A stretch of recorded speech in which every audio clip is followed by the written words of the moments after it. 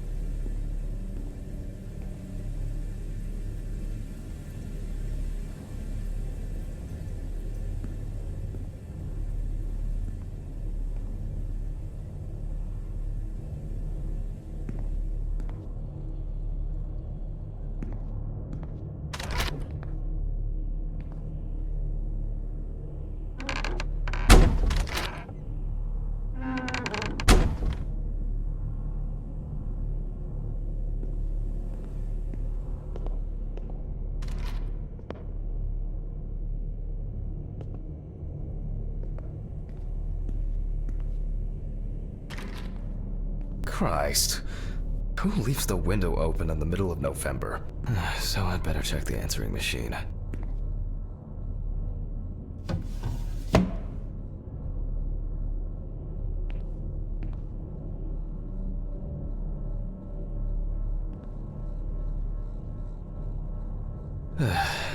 Due to a lack of preparation, this time the lecture will be improvised.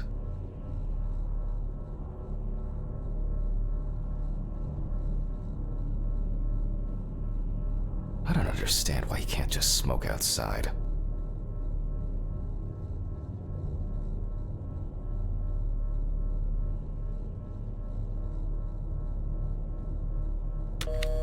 Hi, Jack. I dropped by a little early today. I left the body with Ridley in the corridor. He wasn't sitting in the locker then, so maybe he'll even throw him into the room. Well, how are you doing? I mean, it's your first birthday without her, and... This, I still have a hangover, and you know me, I run to the John like the neighbor's fucking dog. You know, today I slipped on his shit again. That fucking furball. He always has to shit next to my car. Anyway, I can't come over in the evening, but we'll catch up on the weekend, okay? Bye. Fuck, I almost forgot. Charlotte called me this morning. She asked about you, so answer your calls, Jack. This time it's not a reprimand for being late. That's par for the course. I wonder when this clown will learn to look under his feet.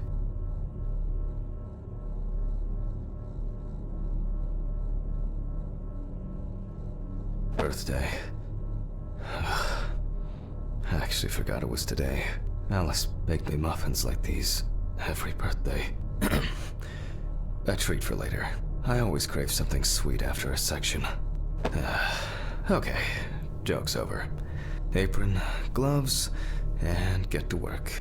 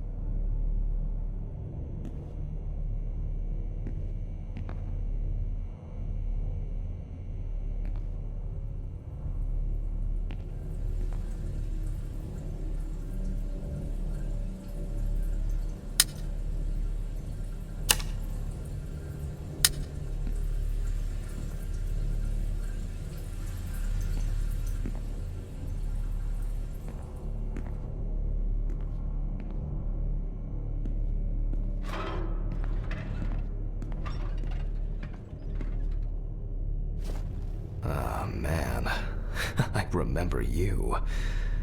You were on that talent show. What was your name again?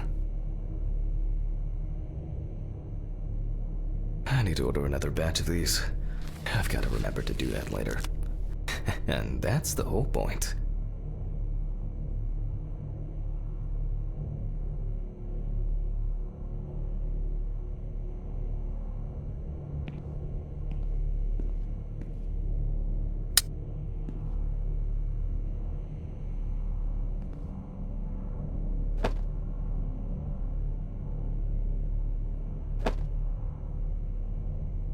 I wasn't sure it would amount to anything, but the World Wide Web has been a blessing for speeding up my work.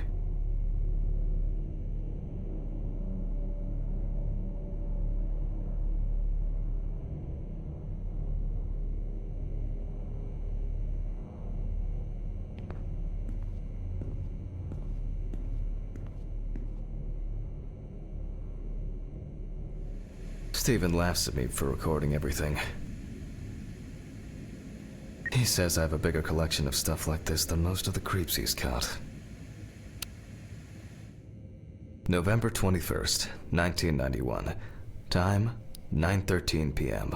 The autopsy is conducted by Jack Hanman. Lecture for the Medical University of Missouri. After yesterday's lecture, you should already know the ins and outs, so today we'll be consolidating our knowledge. So, where do I start? That's right, police folder.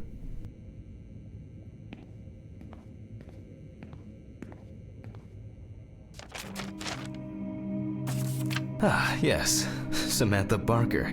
Now I remember. There's probably going to be a lot of chatter about this.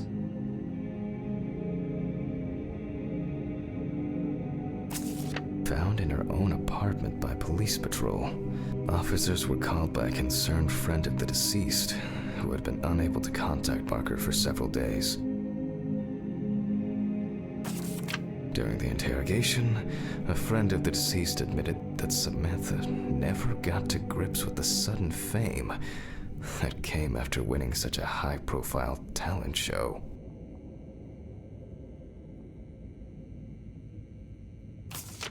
The deceased was found in her own apartment, in a semi-recumbent position on an armchair. Large quantities of alcohol and empty packets of sleeping pills were also found in the apartment. After her first album became a commercial success, she was hit with a creative drought. She suffered panic attacks and severe sleep problems. Drugs and medication came into play.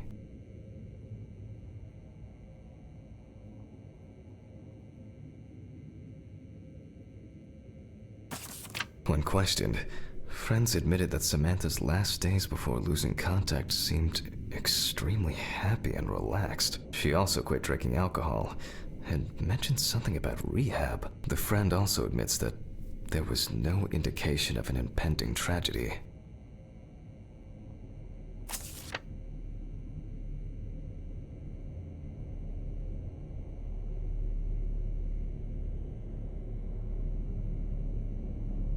Well, let's see what settled this matter. As you can see, the body is fully clothed. Therefore, before we move on to photographic documentation, we must remove the clothes. This time, we don't have to focus on the clothes too much. However, there are cases where a clothing analysis can lead to the cause of death.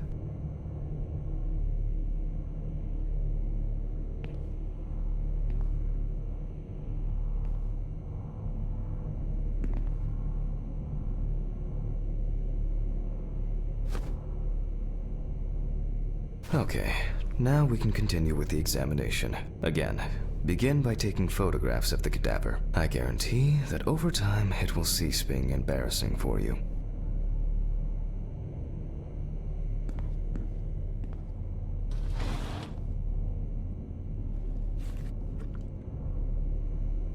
First, we photograph the whole body.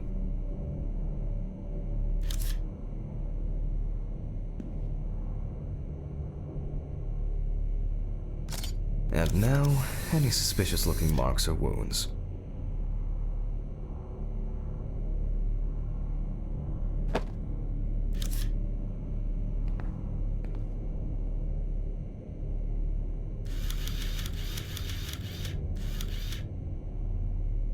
Interesting. Very uneven. We need to investigate this.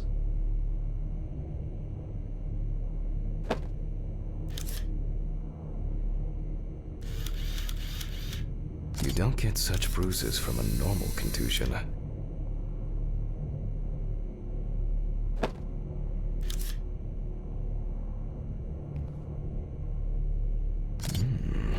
Yes, I've seen this many times.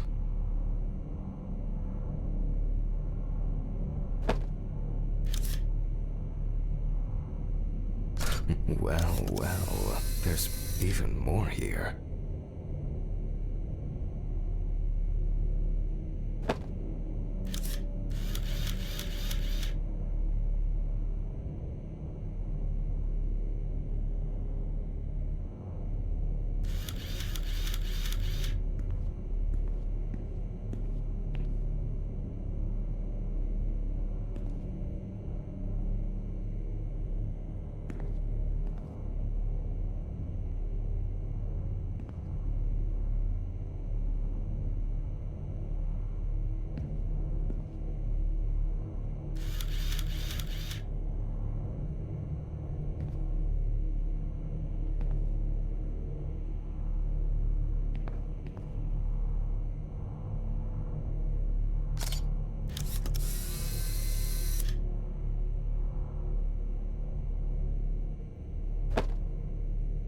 A few we will need to look into here.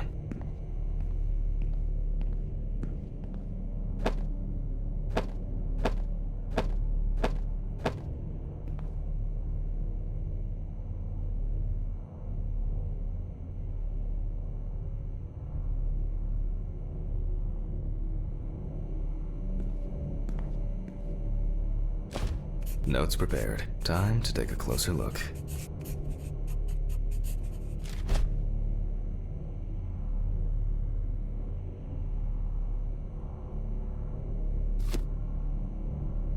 The number of bruises suggests that there may have been some kind of tussle.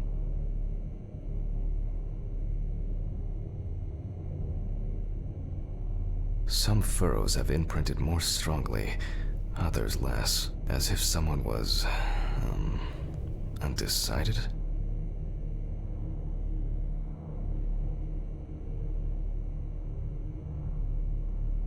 Such bruises are caused by either a very heavy blow or by some internal issues.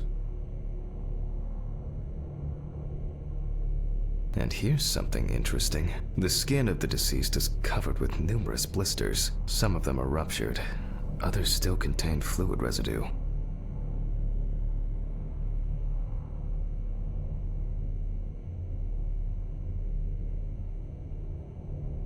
More numerous blisters.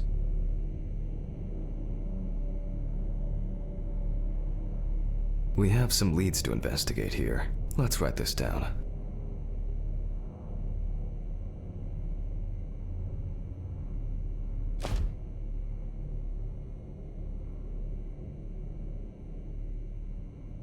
Given the condition of the deceased, it's difficult to tell immediately whether the bruises were the result of a struggle or perhaps the result of iron deficiency. In general, such blisters usually appear in the case of mechanical abrasions, but due to the place of occurrence, this should be excluded. The most likely cause of such skin changes is the high concentration of barbiturates in the body. Currently, it's difficult to say whether the bruises were the result of a beating or whether it could be some kind of internal bleeding. Although it's easier to have abrasions on your feet, but the number and size of the blisters suggests that it's probably a matter of barbiturate poisoning.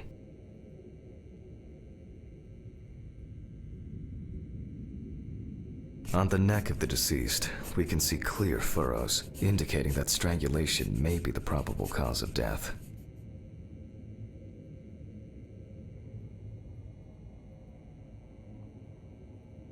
A severed spinal cord, trauma to the larynx, or trachea will verify whether the hanging was the final nail in Miss Barker's coffin.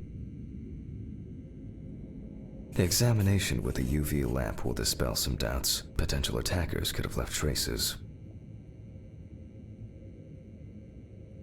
I'll add barbiturates to the list of necessary tests. After examining the organs, we can easily verify whether there was internal bleeding or whether the deceased was suffering from something. To be checked in the lab later.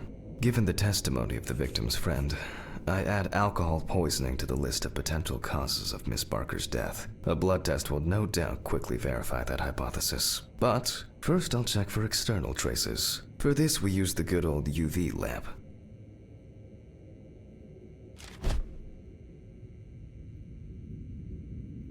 I look carefully at the whole body. UV rays will reveal any traces. The area around the head is empty.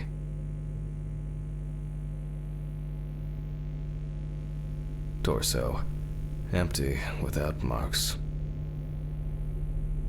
Right hand clean. The left hand seems to be fine. No marks. Legs, there's nothing here. Well, nothing to surprise us here. Now gently, we take the deceased by the hand.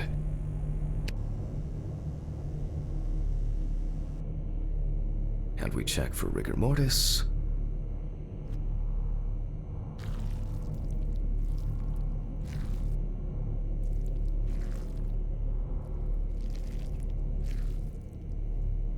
Again, the hand falls freely.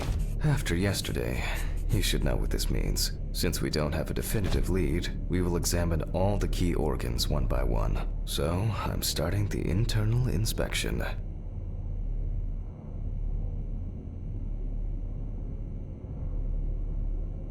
I dissect the skin of the deceased.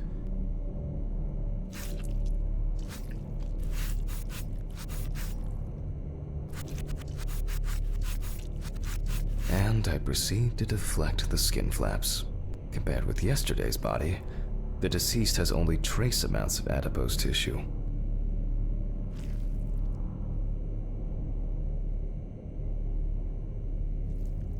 Now for the ribs. What do we have here? Or rather, what don't we have? There is certainly no sign of internal bleeding. Sometimes regarding bruising, it doesn't take much. My wife was constantly banging into furniture, walking into door frames. That's a wonder she never broke anything. Before I disembowel the deceased, I will take samples for toxicological tests to determine the alcohol content in the body. I just need my syringe. Just to be sure, I'm taking samples from 3 organs: the eyeball, the heart, and the bladder. Analysis will rule out, or confirm, alcohol poisoning as the cause of death.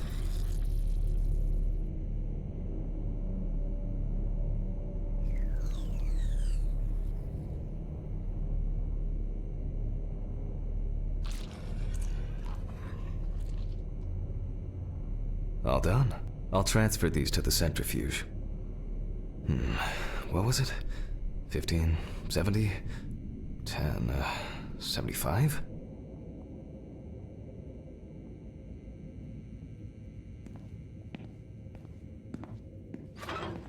Maybe one day I won't need my notebook. Numbers have never been my strong point. It's probably why I regularly forgot birthdays and anniversaries. I'm lucky Alice always forgave me.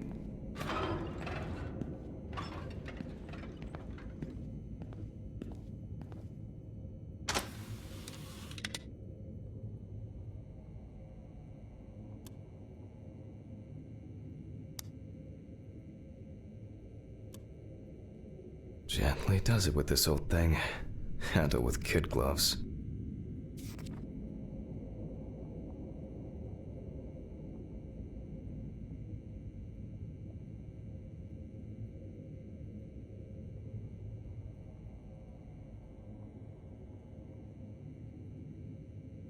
I'm starting the centrifuge. Let's see what results come out. The laboratory is already open, so... Fucking hell! Ridley! Mr. Ridley! Where is he? The fuses need resetting. Fuck it. I'll do it myself. I swear there was a flashlight in here.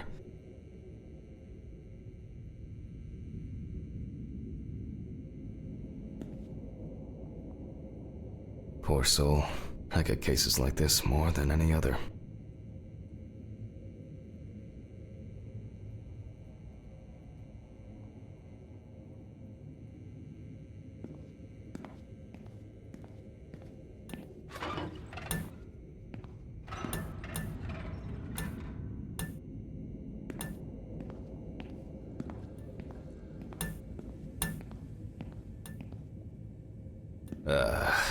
Whatever. I know where the switches are anyway.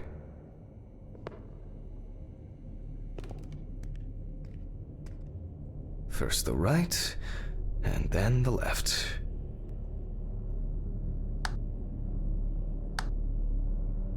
And voila.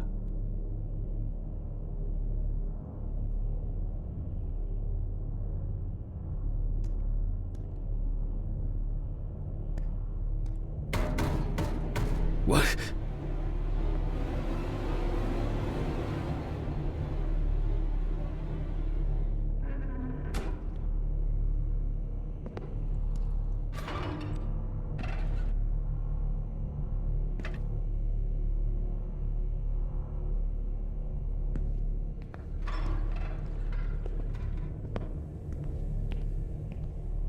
What the? Oh, for fuck's sake. Can't I work in peace?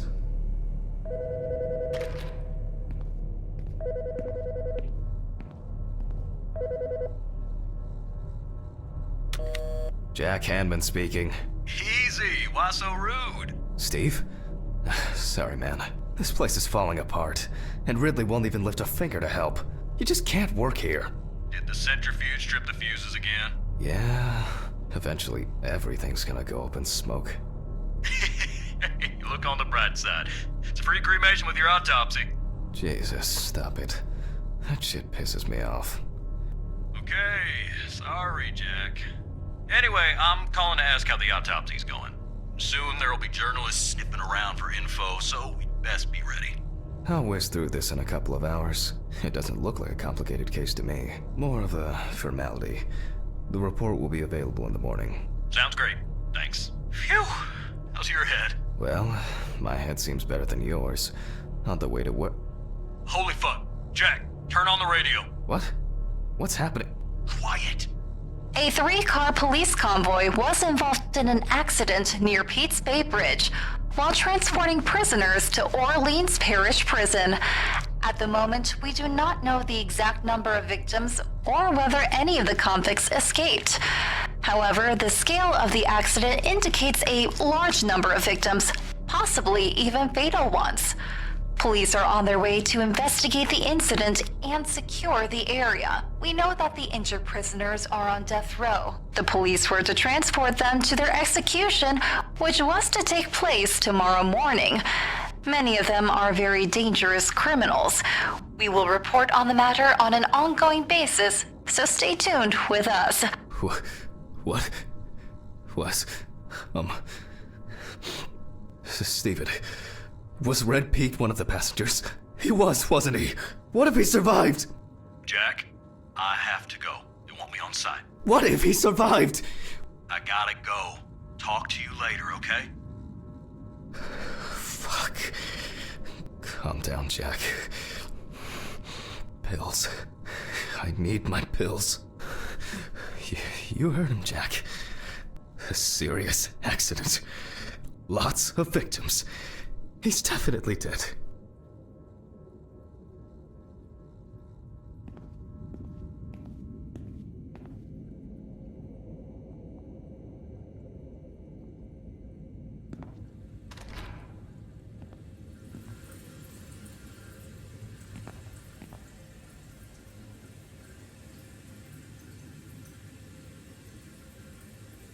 Yes. Nothing's going to happen.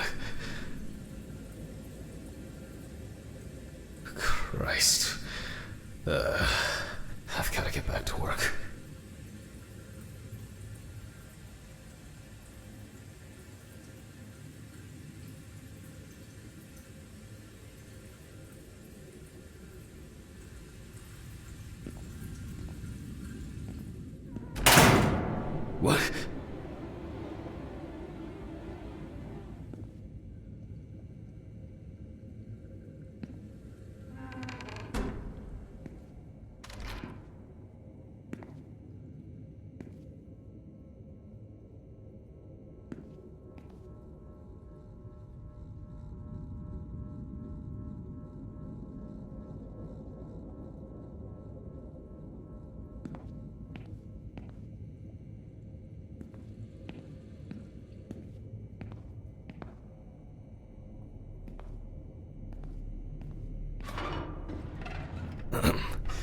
technical break. At least I know I can pursue a career as a janitor if I need to. Fucking hell!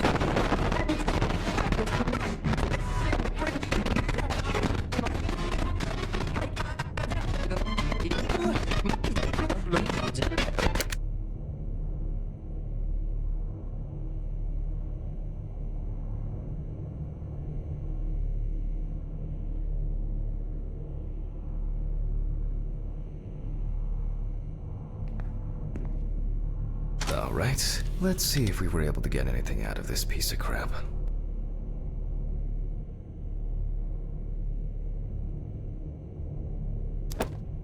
And miraculously, yes. The samples did spin. I'll transfer them to the chromograph in the lab.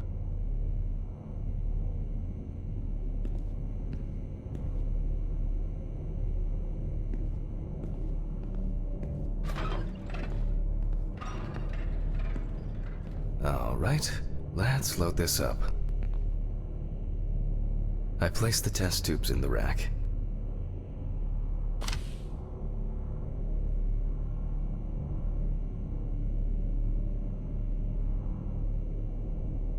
Now, just take 5 milliliters from each.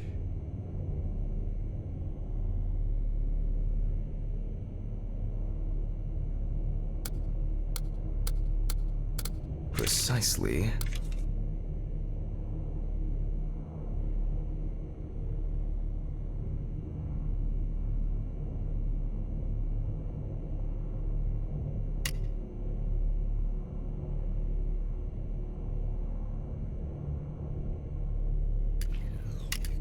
And the next.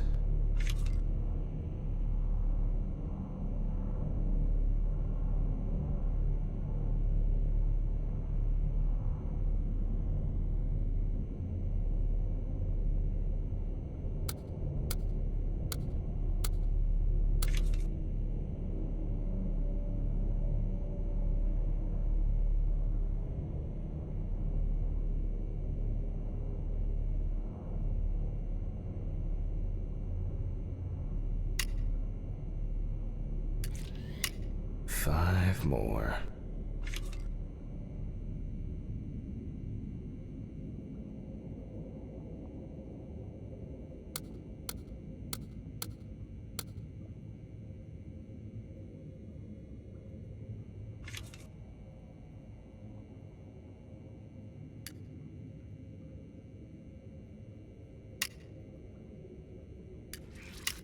We put the prepared sample into the machine.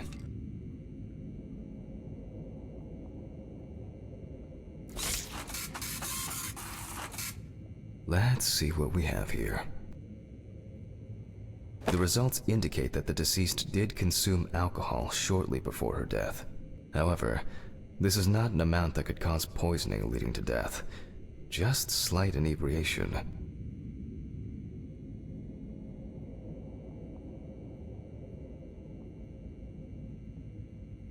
I can return to the body and continue the rest of the examination.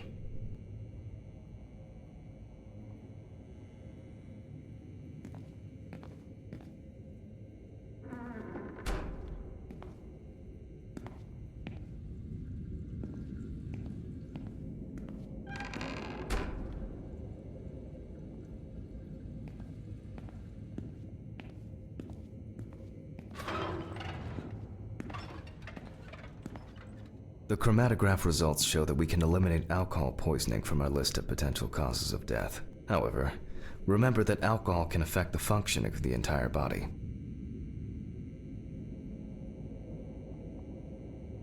It disturbs the heart rhythm, accelerating its rate, and dilutes the blood, which may result in more severe bleeding in the event of an accident. Also remember that alcohol affects the metabolism of drugs in the liver, which I'll now look at in more detail.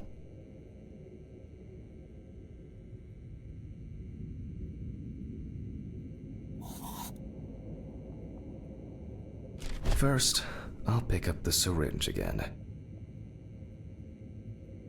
I'll take samples from the liver and the heart to test the concentration of barbiturates in the body.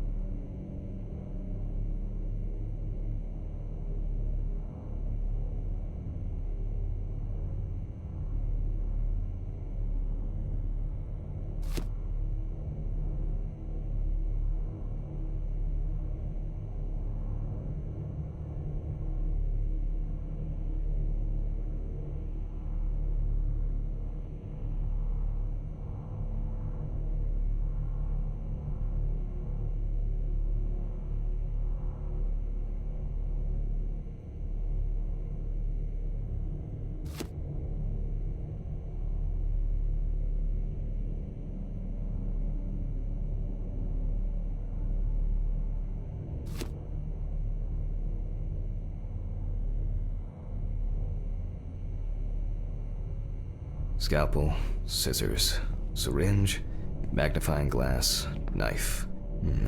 My old but trusted centrifuge. Ideal for all the fluid tests I need to perform during an autopsy.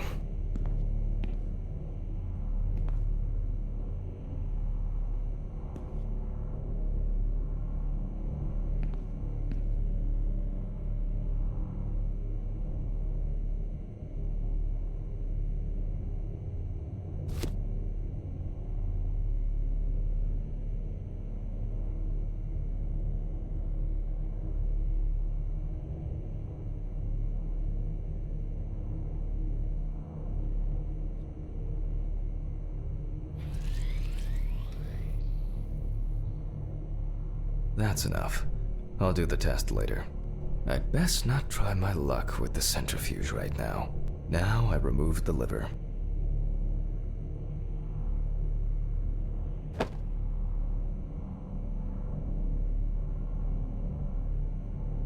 No lesions.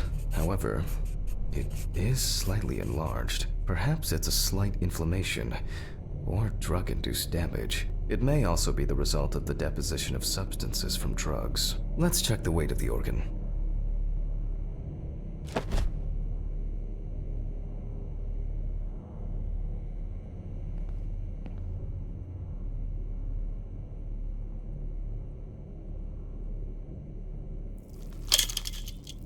The weight is 1,300 grams. The liver is enlarged.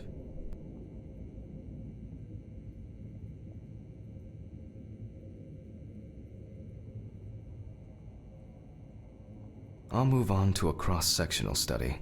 Perhaps the enlargement is the result of early cancerous changes. The blade glides through smoothly. I don't feel like I'm encountering any changes with an unusual structure.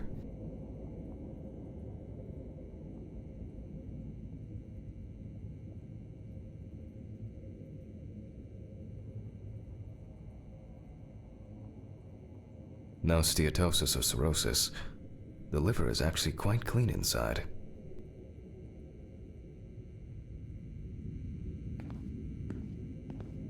The liver is basically healthy. We already know that the deceased didn't abuse alcohol. The question is, what about drugs or other substances? I move on to the heart.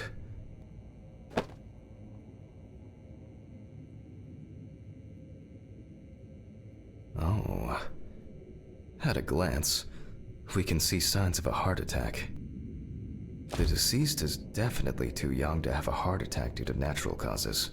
The liver is enlarged, not from alcohol poisoning, and the heart looks like it has collapsed. So, I guess we need to go to the centrifuge and check for these barbiturates.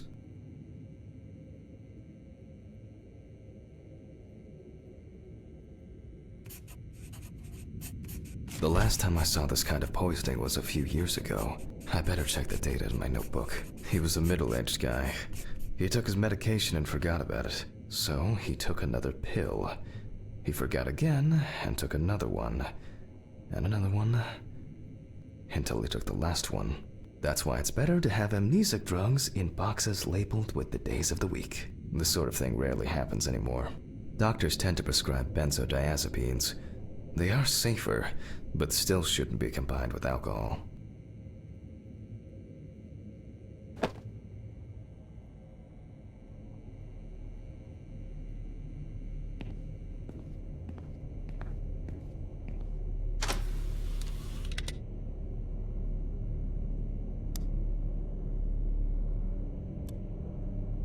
All right.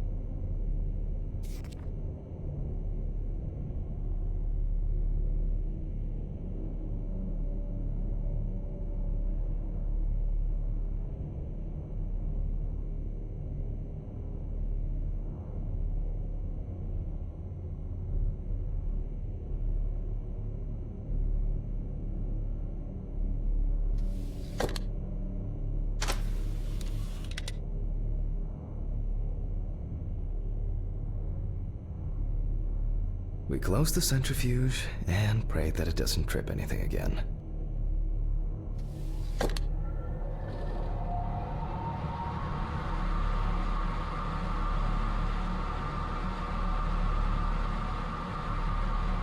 It looks like our luck is in.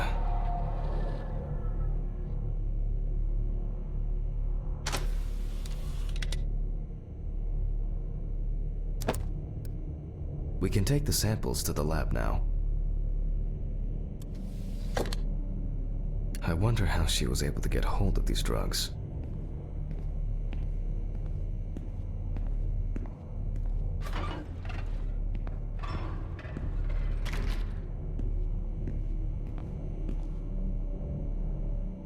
Okay, 2 samples this time.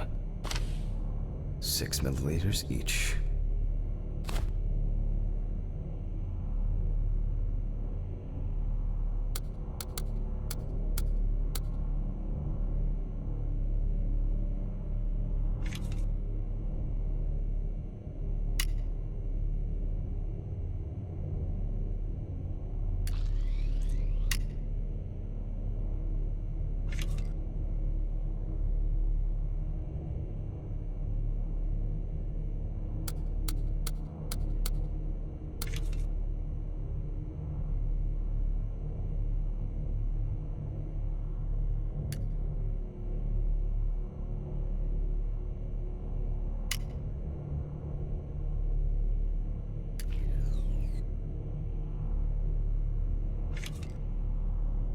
Well, let's see how much of it we find.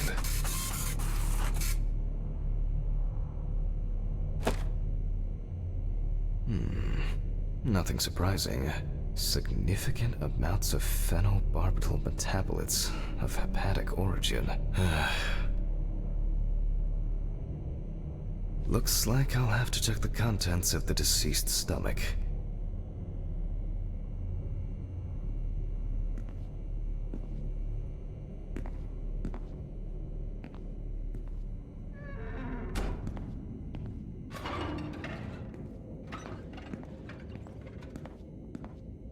The tests showed that the collected blood contained enough barbiturates to cause cardiopulmonary collapse. The question now is whether it was an accident or a deliberate act. I'm proceeding to examine the stomach. Before extraction, I ligate the entire organ to prevent its contents from spilling out.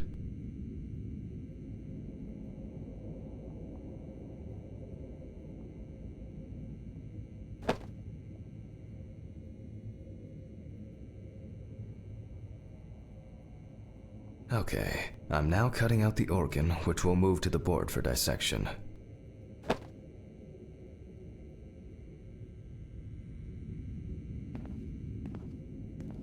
Normally, the stomach and intestines are full of surprises.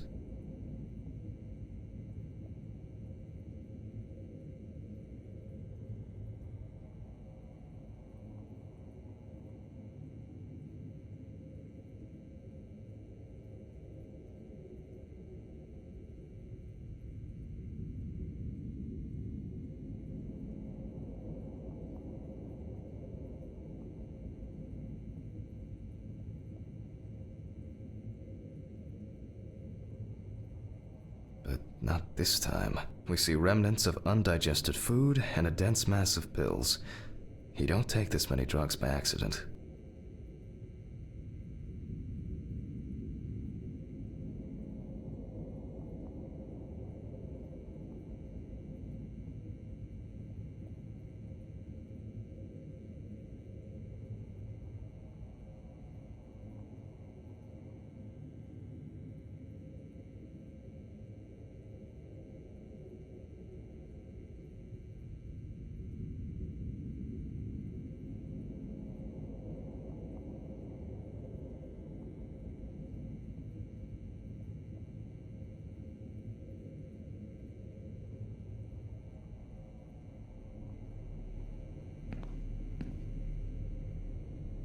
Length and width normal.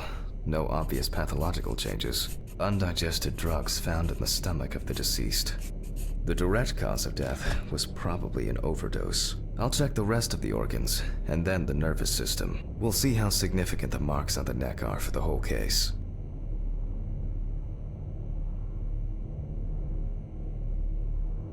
Lungs are normal, no lesions. The victim was probably a smoker, but was unlikely to be in any serious danger. The deceased's intestine is normal, no clear pathological changes. The deceased's trachea is normal, complete patency. No food or fluid. Abdominal cavity checked off. We can check the brain.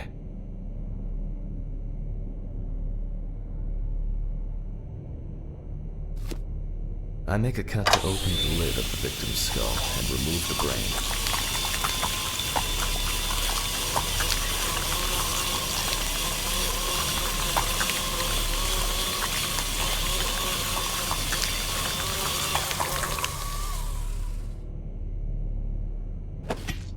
Brain is normal.